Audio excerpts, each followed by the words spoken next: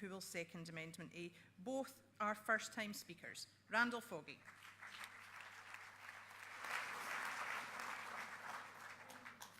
As branch treasurer, you would not expect me to issue blank cheques. As conference, we should not issue blank cheques. We should limit these annual payments. This amendment is about limiting these annual payments. Why, indeed, should we make any payments is a question. Well, as a minimum, we should offer to refund their purchase price of £398,085.10. Even if we have to raid a museum to find the 10-bob note.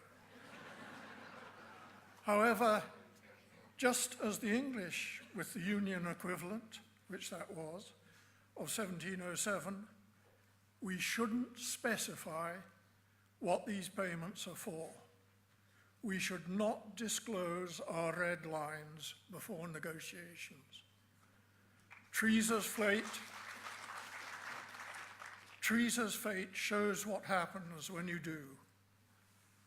It may be that part of these solidarity payments is as relief for the starving children of Canterbury.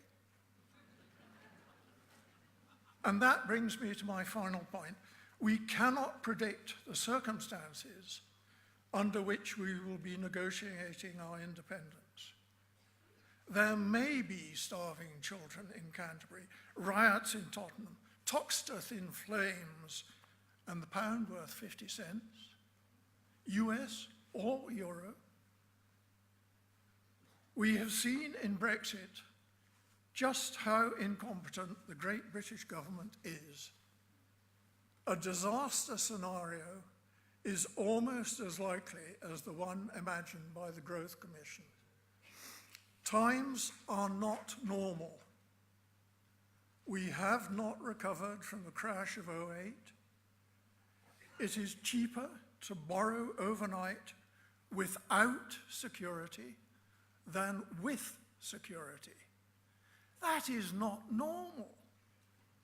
Having to use or being pegged at 50 cents pound would not be a great start for a newly independent Scotland.